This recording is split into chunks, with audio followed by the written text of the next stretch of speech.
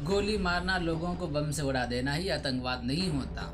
लोगों को धर्म और जाति के नाम पर बांटना भी आतंकवाद कहलाता है। और जो लोग कहते हैं कि मुसलमानों को पाकिस्तान भेज देंगे, जो लोग कहते हैं कि मुसलमानों को हिंदू से सामान नहीं खरीदना चाहिए, हिंदुओं को मुसलमान से सामान नहीं खरीदना चाहिए, जो लोग कहते हैं कि मुसलमान आतंकवादी होते हैं, जो लोग कहते हैं कि मुसलमान इस देश का गद्दार है, जो लोग कहते हैं कि ताजमहल के अंदर मंदिर है, जो लोग कहते हैं कि बाबरी मस्जिद को शहीद किया गया ये अच्छा था, जो लोग कहते हैं कि मुसलमान 10-10 बच्चा पैदा करते हैं, जो लोग कहते हैं कि मदरसों में आतंकवाद फैलाया जाता है, जो लोग कहते हैं कि मुसलमान 4-4 शादियां करते हैं, जो लोग सिर्फ और सिर्फ मुसलमान के ही राजनीति मतलब उनका नाम लेकर के आप लोगों को डराते हैं, धमकाते हैं, जो लोग कहते हैं कि देश के गद्दारों को गोली मारो साले को, जो लोग कहते हैं कि अगर तुम्हारा अल्लाह है तो अल्लाह की तस्वीर दिखाओ, मोहम्मद है तो मोहम्मद की तस्वीर दिखाओ, याद रखो मेरे भाइयों, यही लोग सबसे बड़े इस देश के आतंकवाद हैं।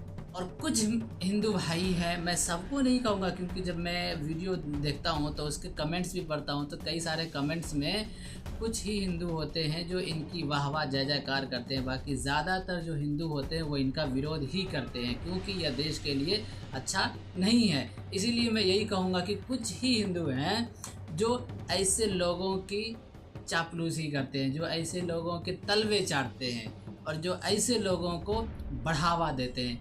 याद रखो मेरे भाई, ऐसा करने से आपको रोज़गार नहीं मिलेगा, आपके बच्चों को शिक्षा नहीं मिलेगी, आपके बच्चों को सही हॉस्पिटल सही इलाज नहीं मिलेंगे, आपको स्कूल नहीं मिलेगा, कॉलेज नहीं मिलेगा, आप इस देश के लिए कुछ भी ना आप अच्छा कर पाएंगे और ना वो लोग कुछ भी अच्छा कर पाएंगे। याद रखिए, आप इस देश को बर्बाद कर रहे हैं और इस देश को बर्बाद करने में सबसे बड़ा हाथ आपका ही है। अंधभक्त बने पड़े हैं उनसे। और जो ये कहते हैं ना कि इस देश को हम हिंदू राष्ट्र बना देंगे और आपको लगता है, तो याद रखो सबसे पहली बात तो हिंदुस्तान की तारीख में ये हो नहीं सकता कि ये देश हिंदू राष्ट्र बन जाए। आप लोगों को डरा करके, धमका करके और ऐसी ऐसी बातें करके आप लोगों से वोट लिया जा रहा है और आप लोगों से अपना प्रचार कराया जा रहा है ताकि आप लोग उनके प्रचार करें। याद रखें, हिंदू राष्ट्र बन जाने से आपका कुछ भी भला होने वाला नहीं है, ये तो बनेगा ही नहीं।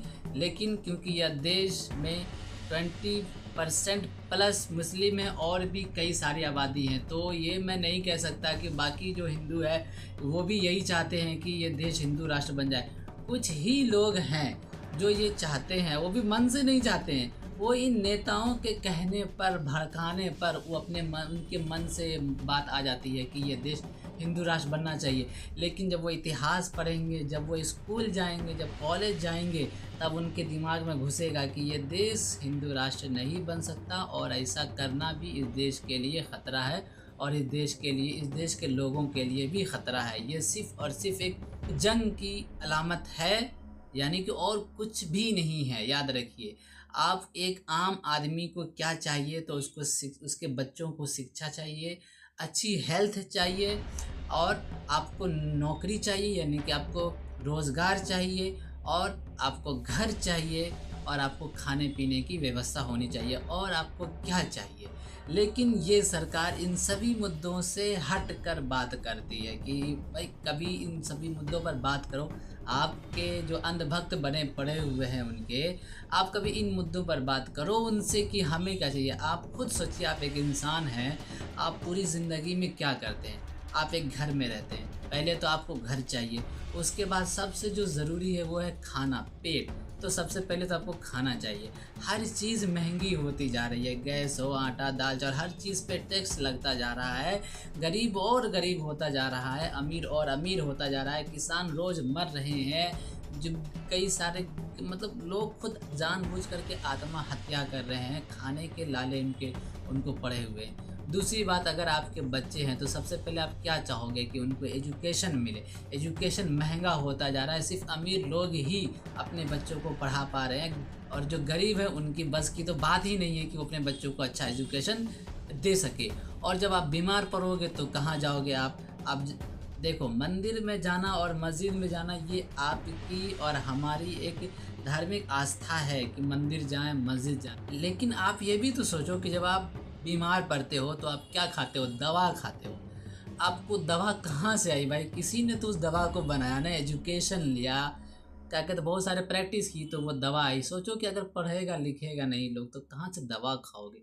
हॉस्पिटल आप जाते हो, मंदिर मस्जिद वो आपकी आस्था है, आप वहाँ भी जाते हो, लेकिन वहाँ सिर्फ आप उनसे प्रार्थना करते हो, आप उनसे दुआएं करते हो अपनी सेहत के लिए, लेकिन आपका ट्रीटमेंट कहाँ होता है? आपका ट्रीटमेंट, आपका इलाज हॉस्पिटल में होता है, डॉक्टर के पास होता है। आपके बच्चे पढ़ेंगे नहीं लिखेंगे नहीं तो कहाँ से बनेंगे डॉक्टर, कहाँ से बनेंगे वकील, कहाँ से बनेंगे इंजीनियर?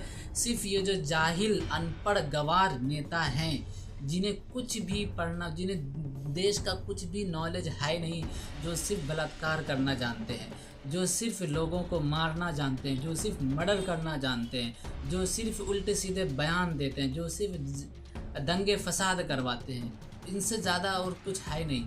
वो सिर्फ और सिर्फ अमीरों के लिए हैं, आप लोगों के लिए नहीं है ये सरकार।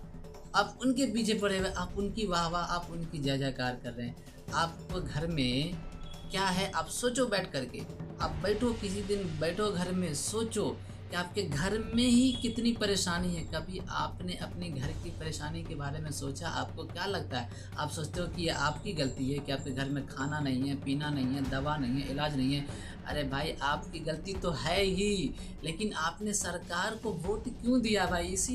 इसी प्रॉब्लम का तो समाधान करने के लिए दिया है ना आपने वोट सरकार को, कि भाई आप हमारे बच्चों को रोज़गार दो, हमारे बच्चों को ऐसे शिक्षा दो, हमें रोज़गार दो, खाने पीने की जो सामान है उसको सस्ता करो, हॉस्पिटल बनवाओ, कॉलेज बनवाओ, स्कूल बनवाओ, ताकि हमारे बच्चे पढ़ सकें, हमारा इलाज हो सके। इसी लोग तो आपने वोट दिया है।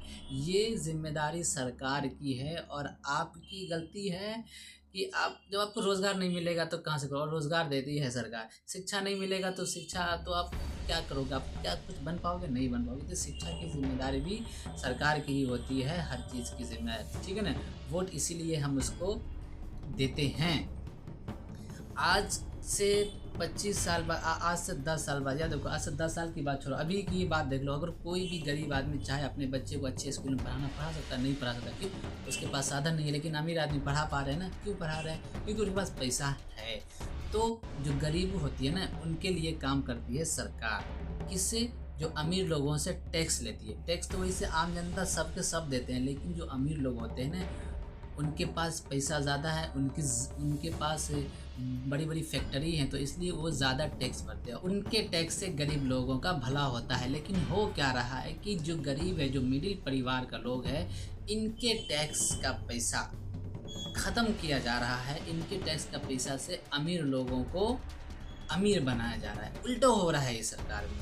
तो इसीलिए आप जब पढ़िएगा नहीं तो आपका सोचने का, समझने का जो क्षमता होता है वो तो रहेगा ही नहीं, ख़त्म हो जाएगा। आपको लगेगा आप ही की गलती है कि आपके घर में खाना पीना नहीं, आपके बच्चे पढ़ नहीं पा रहे, आपको तो यही लगेगा कि आपकी गलती है। लेकिन दरअसल हकीकत ये नहीं है, ये गलती सरकार की है। और सरकार ने आपको अपनी मुट्ठी में कर लिया है कि आपको वो जैसे चाहे मोड़े। आपको, आप समझो कि सरकार ने आपको एक पुतला बना दिया, पुतला। आपको वो जैसे चाहे घुमा दे, जो चाहे वो बोले, जो काम चाहे आपसे करवा दे, और आप उनके पुतला बने हुए बैठे हो। लेकिन याद रखो मेरे भाई, बहुत जल्द, मतलब कह रहा हूँ कि बहुत ऐसा ना हो कि देर हो जाए। आप अपनी आंखें खोलो और सरकार से सवाल करो। आप एक दूसरे में से मत लड़ो, एक दूसरे से सवाल मत करो। एक दूसरे के धार्मिक के, मतलब होता है ना कि अगर तुम हिंदू हो तो प्लीज़ आपसे रिक्वेस्ट है कि आप अपने धर्म के ही बारे में पढ़ें। आपको क्या ज़रूरत है, जब आपको अपने धर्म की नॉलेज नहीं है तो दूसरे धर्म के बारे में आपको क्या कहते हैं, कुछ भी उल्टा सीधा बोले हैं। और अगर मैं मुसलमान हूँ तो मुझे क्या ज़रूरत है कि मैं आपके धर्म के बारे में उल्टा सीधा बोलूँ? मुझे तो ज़रूरत है कि पहले मैं अपने धर्म को जानूँ।